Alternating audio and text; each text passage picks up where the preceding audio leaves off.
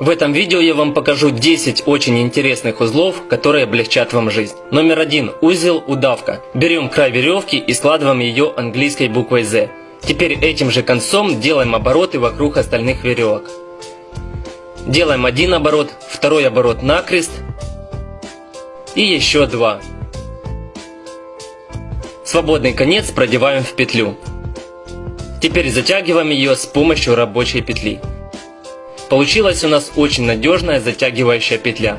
Такой узел очень удобно крепить к различным предметам. Например, поднять или опустить бутылку, банку, бревна, практически любые предметы. Номер 2. Узел бочечный. Таким узлом активно пользуются высотники для поднятия различных грузов. Кондиционеры, бочки, ведра и так далее. Кладем предмет на веревку и обвязываем его самым обычным узлом, которым завязываем шнурки. Теперь петлю узла растягиваем на стенке предмета и затягиваем. Ну вот, предмет очень надежно зафиксирован. Ставим еще одну банку на предыдущую и затягиваем ее таким же самым образом. Таким способом можно поднимать неограниченное количество одинаковых предметов.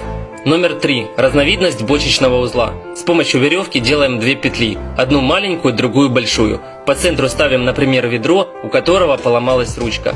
Большую петлю накидываем на ведро, продеваем ее в маленькую и обратно перекидываем через ведро.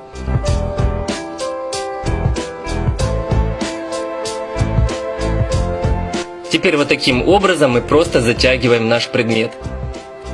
Ну вот, таким простым способом можно очень надежно зафиксировать предмет для дальнейшей его транспортировки. Номер 4. Узел встречный. Таким узлом можно скрепить две веревки одинакового диаметра. На конце веревки вяжем обычный узел. Другим концом веревки навстречу мы просто повторяем рисунок узла.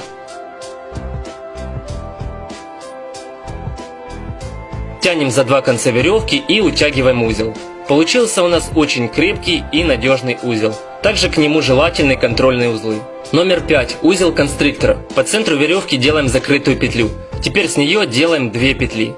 Получается у нас вот такая вот восьмерочка. Теперь таким способом складываем эти две петли в готовый узел.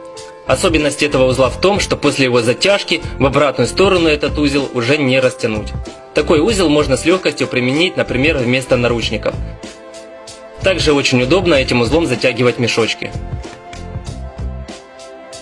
Номер 6. Узел срединный проводник. У этого узла очень много предназначений. Сейчас я вам покажу один из них. Представьте ситуацию, что вот в этом месте у вас потерлась веревка. Соответственно, нагружать ее через это место нельзя. Складываем веревку пополам и делаем оборот на 360 градусов.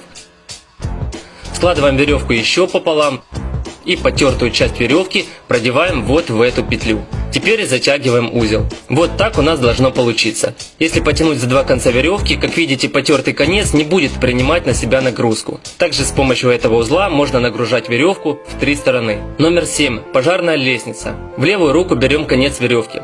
Правой рукой делаем захват и петлю фиксируем в левой руке. Таким же самым образом повторяем со всей бухтой веревки.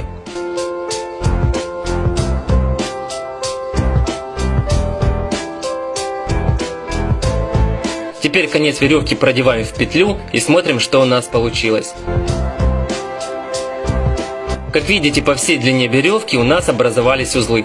С помощью такой лестницы можно спуститься с дома, вытянуть машину или человека. Номер 8. Узел булинь.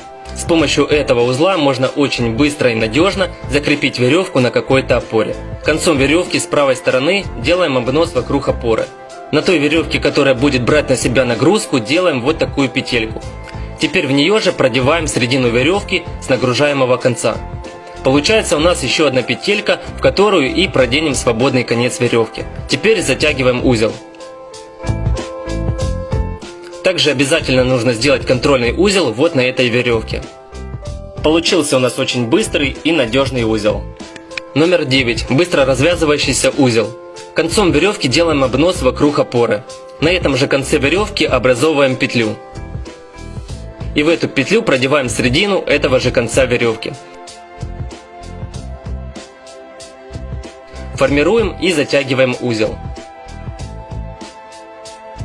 Также конец веревки нужно застопорить в петле. Этот узел можно применить, например, в том случае, если нам нужно спуститься с какого-то объекта и с собой забрать эту же веревку. Если к этому концу веревки привязать тонкий репшнур и потянуть за него снизу, то мы сбросим за собой веревку и сохраним ее.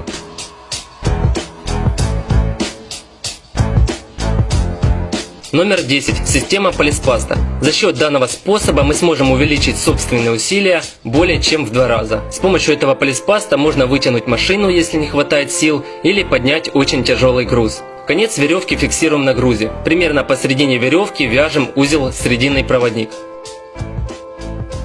Противоположный конец веревки заводим за опору, например, за дерево.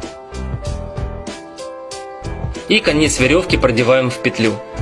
Если потянуть за свободный конец веревки, мы умножим собственные усилия ровно в 3 раза, если, конечно, не считать силу трения.